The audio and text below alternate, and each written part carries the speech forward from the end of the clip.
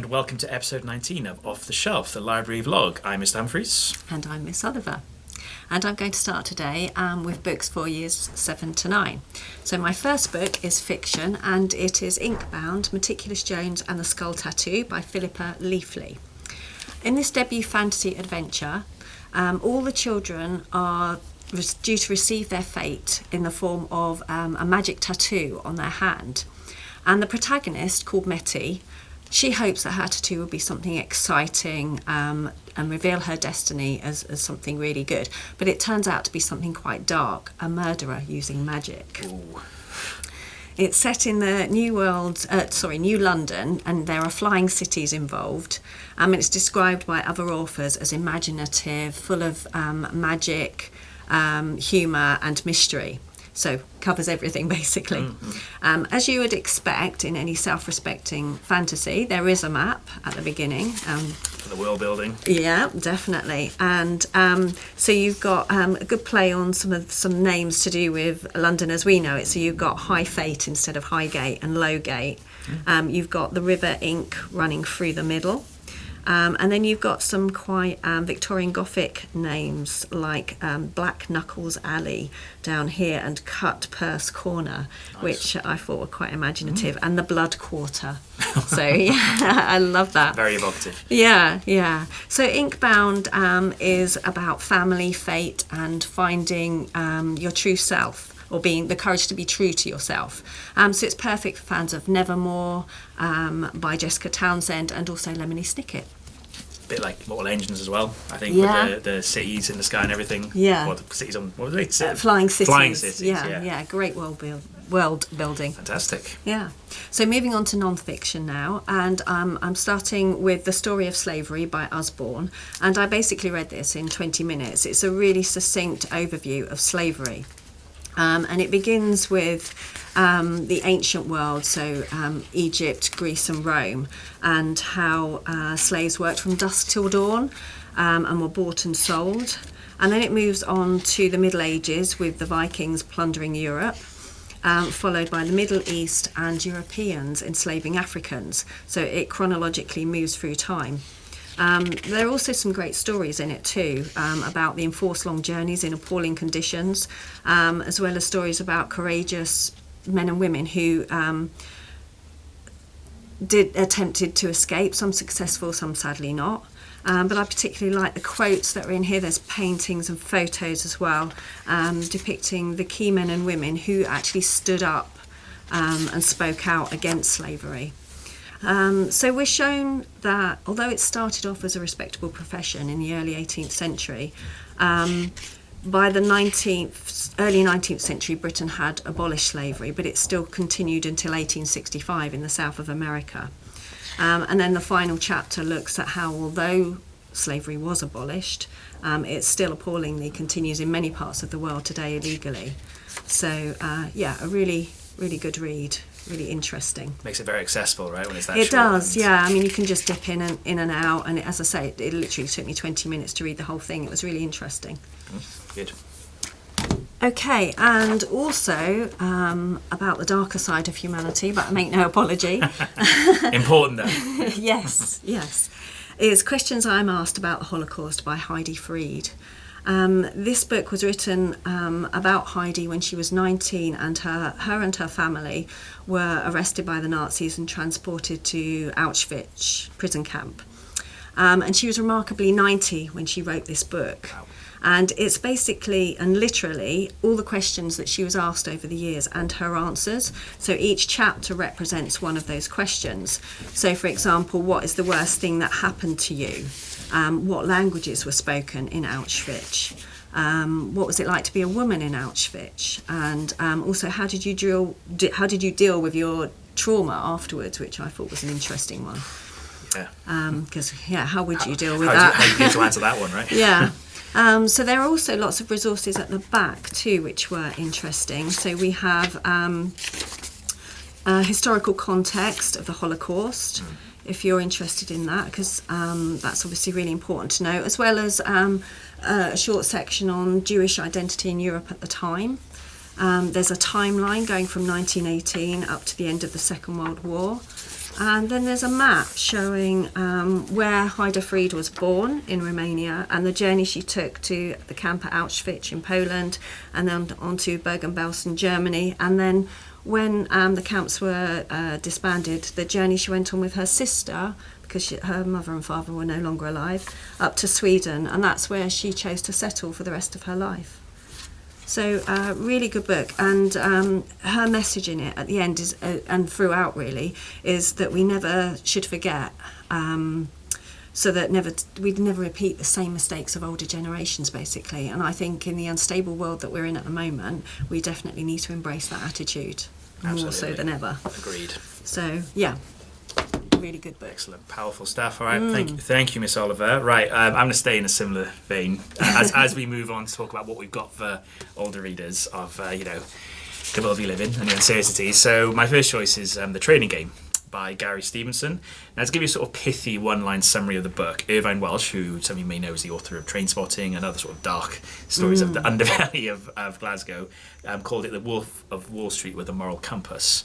Now, those of you who don't know the story of The Wolf of Wall Street, it was very famously made into a film with Leonardo DiCaprio, directed by Martin Scorsese, and essentially it was about a guy called Jordan Belfort, and he gamed the stock market system to sort of like make as much money as he could for himself, whilst fleecing other people, and yeah, in a very ruthless way, hence the title. So yeah, it's about how ruthless people make millions, billions, even trillions of the misfortune of others.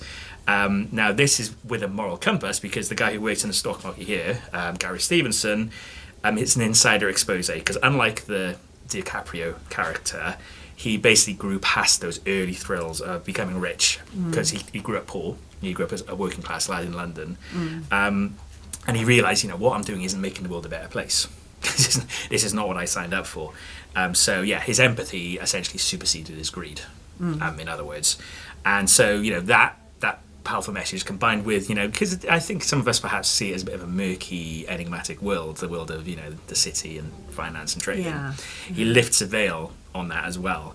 So yeah, it makes it an important read on both of those levels essentially, because like it or not, it does have a big impact on our lives. Think of things like the credit crash of 2008 and when banks got bailed out. So yeah, it's a very, very it is a dark read, but it is actually very funny in places as well. So yeah, definitely. It sounds worth quite a checking out. personal read as well, personal journey for him. Absolutely, because as we say, it's his life story, and his sort of I think his voice comes through very strongly, and like perhaps a drier textbook might, essentially. Right, so there's that one. Now the next one, I suppose, this keeps in with a sort of capitalism theme. This is Mood Machine: The Rise of Spotify and the Costs of the Perfect Playlist by Liz Pelly. So I think Spotify has essentially become synonymous with how we consume music now, how we listen to music. Very much so. Yeah, whether that's at home, whether that's when we're on the move. I think we've all become accustomed to playlists that we create to match our moods. Yeah. For example, when a new release comes out, we go straight to Spotify for that. Algorithms give us things like our end of year playlist. This is what you listen to most this year. So essentially, I think it's become how almost all of us listen to music. Yeah. It's on Spotify. However, as this book explains, it all comes at a bit of a cost, because it's fun. Yeah, it has fundamentally changed the way we engage with it, but it's not always for the better. So, for instance, the income of up and coming artists in particular has been clobbered by Spotify. Think of how music used to work and how the artist will be funded. Spotify has kind of impacted on that. It's kind of eroded that to a degree. And yes, the way the algorithms work, it's sort of we all hear about how on Facebook and other social media you have echo chambers. I think with Spotify, what's saying in this book is that it does sort of like double down on the things that we know we like, and it prevents us in the process from discovering new musicians and new artists that we would which is so important, isn't absolutely in the past we would have organically discovered. So yeah, it's kind of like a plea for us to be aware of this, and it's like a sort of a wake-up call, if you like, to say, listen, we shouldn't just sleepwalk into this way of consuming music, because it is sort of impacting on what music is supposed to be there for in the first place. So yeah, very thought-provoking. So it's not just about dissecting the problems it does propose solutions as well. Oh, that's good. So all important. Don't give in to despair. So that's the second one. And lastly, just to lighten the mood a little, fiction choice, The Romantic Tragedies of a Drama King by Harry Trevaldwyn. I hope I'm saying that correctly. Bit of an unusual surname, that one. Heartstopper. That's a book that is always flying off. It signifies that LGBTQ plus is very much having its moment. I mean, it's very, very, very popular, which is great. But they're not always, they're good, engaging reads, but perhaps they're not always laugh out loud funny. This one is. This is certainly claiming the mantle of the funniest of LGBTQ plus stuff that's emerging recently. So it features a very relatable protagonist. His name is Patch Simmons, and he's the flamboyant drama king of the title. And he's basically solemnly pledging to find himself a boyfriend at long last. But of course, as you might imagine, things don't go to plan because of his willingness to put his foot in it, essentially. Together with him being a teenager and the classic neuroses they're in, things that go to plan and hilarious results. So it's kind of like this generation's, and also for LGBTQ, this generation's Adrian Mole, or what's her name, George Nicholson, perhaps even Lottie Brooks for a slightly older audience as well. Again, someone you can relate with, someone who, not like some idealized hero, but someone's like, oh yeah, that could be me actually. And this is what we got with Patch. It is funny. The author, Harry Trevaldwyn, he is a stand-up comedian. Or he was a comedian, I'm not sure if he still is, and an actor. So no surprises there that it's funny. So I thought I'd end with that one to sort of lighten the mood a little after the other ones I talked about, and perhaps some of the ones in Missoula. Yes, a little bit heavy. We do have fun books as well as heavy important ones. Just want to emphasise that. All right, so time for our special guest. So our guest this week is someone who you see in the library a lot. He runs a sort of workshop on a Friday lunchtime. To sort of talk to people, but he comes in here and he is a keen reader too, and that is Mr. Payne. Mr. Payne, our DV coordinator, is a keen reader, and he's going to share with you some of his reading likes, dislikes, and habits now. So over to you, Mr. Payne.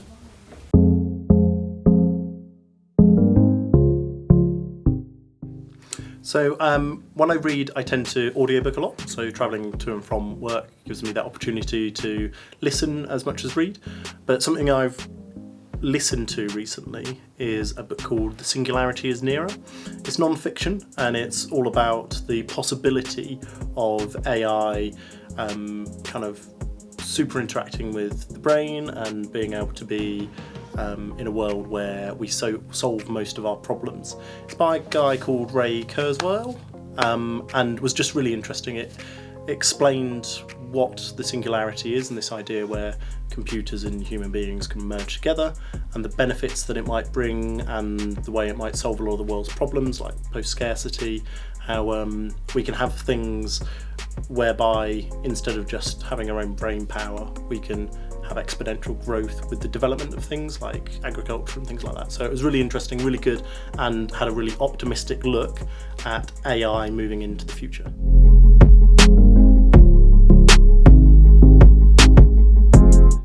I had to think a lot about this. So Mr. Humphreys actually asked me about this previously to try and think about it, and I think it's the journeys of Dr. Dolittle. I remember specifically my mum reading it to me as a child, and we used to sit with me, my brother and my sister in my mum's bed, and she would read Dr. Dolittle to us, and I think it was the first time that I kind of saw a world in my mind whilst listening or being part of a book, and it gave me a real love for fiction, particularly fantasy and science fiction, which are both kind of almost escapist ways of reading and allow me to take in a world that isn't real but can be exciting and fun. So Dr. Dolittle.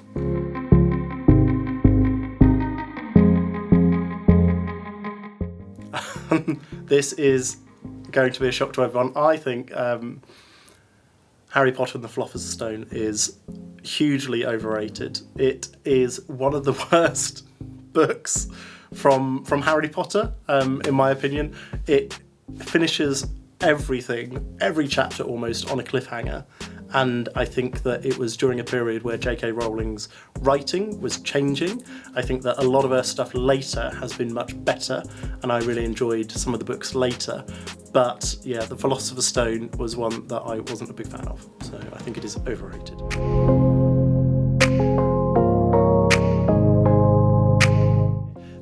This is probably something that most people haven't read, so I'm a big fan of Iain M. Banks and his science fiction universes build up around an established civilization known as the Culture, and Surface Detail plunges into some really deep ideas. So there are probably 4 layers to the book, the first layer being an experience of an individual, and that individual is part of this large culture within a galaxy that's been created by Iain M. Banks, and they adventure and are trying to escape their previous life in a way. But as well as that, you have these subdivisions of the book that look into this idea of what's below that surface detail. And the surface detail is this person's kind of journey and the character throughout it. And below that, there's an idea that you have the ability in the far future, or perhaps the near future, to be able to have a heaven or a hell. And Surface Detail explores the idea that if you can download brainwaves into a computer, that after death you can go into a real heaven. And then there's the flip side to that, and that's the real hell. And so as you go through the surfaces of this book, the top surface is a person's perspective. The next surface is the perspective of a creature who has been accidentally sent to a real hell in the afterlife. And then below this, even further, is a simulated international or kind of interplanetary war against the idea of being able to provide a heaven and a hell post-life. So there's lots of things that are really interesting about it, and it builds in these ways that are really unexpected. Iain Banks also pens a lot of horror, so he writes under a sci-fi kind of banner as Iain M. Banks, and Iain Banks as horror with things like The Wasp Factory. So some of these ideas of hell come into that style of writing, and it meant that the book was multifaceted and really, really interesting. I think that it would be fascinating to put that into probably a film series or into a programme a little bit like The Lord of the Rings or Game of Thrones. So that kind of length series. And the other books that he writes under the Culture are equally as fascinating, but this one really stood out with its multifaceted nature.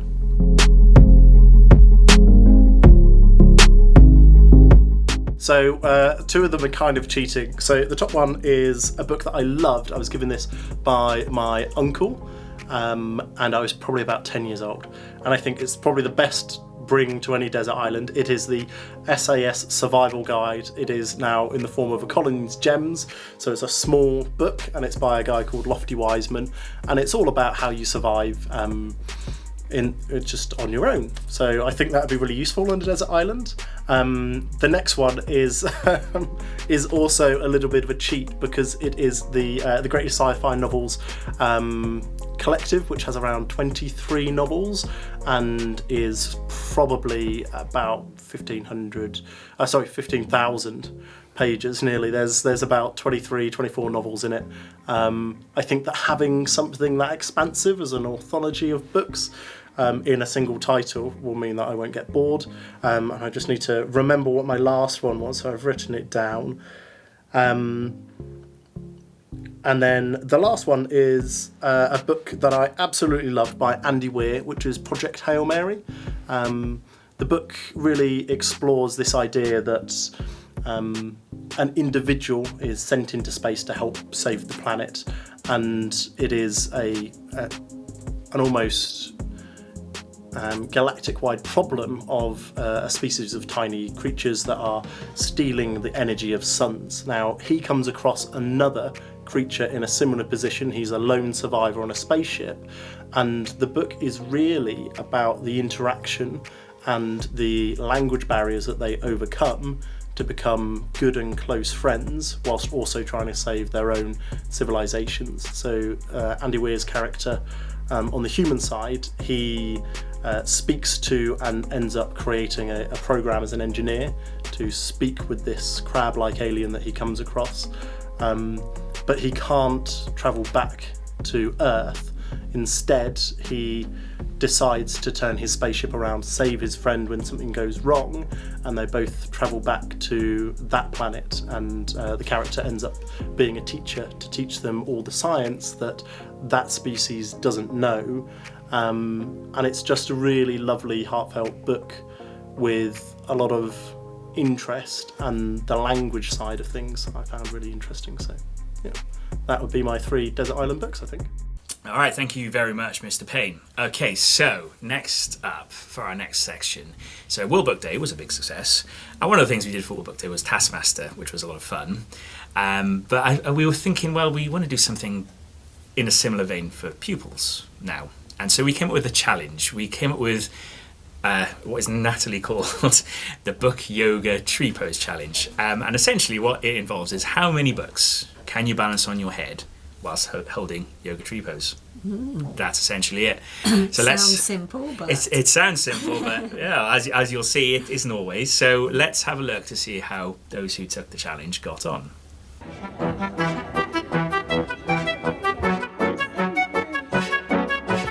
No, otherwise it's disqualified.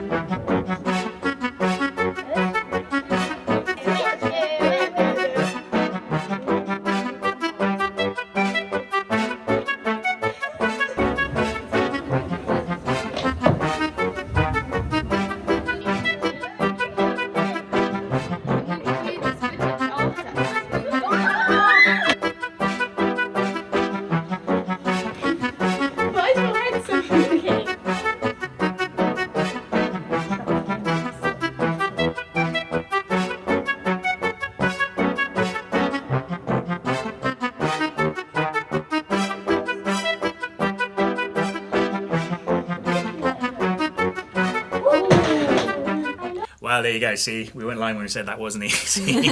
But we do have winners who did very well. We've actually got joint winners. We've got Quima and Isabella W, both in Year 7, who both managed to balance 8 books on their head. Well done. I know, hugely impressive. Yeah. So prizes coming your way, guys. Well done, everyone. Okay, and to finish off with the trivia. So the trivia that I've chosen for today's is, according to the Guinness Book of Records, the smallest bookshop is in Japan and was intentionally scaled for younger readers at 1.246 metres in order to discourage grown-ups from interrupting the children while they're browsing. That's tiny. It's really small, isn't it? Yeah, Japan, famous for miniaturizing things. Yeah, But yeah. I mean, I was just trying to From picture trees that. and all sorts. Hotel pods. But I Yeah. just thinking, measuring it out, that's Yeah. that's really small. It is incredibly small. We would never do that here. We've got too many books. Yeah. Sorry. But there you go. All right. Thank you, Miss Oliver. All right. Well, that rounds up episode 19. So thank you very much, everyone, for watching. So have a good Easter and keep reading. And we shall see you next term. Bye for now. Thank you. Bye. Bye.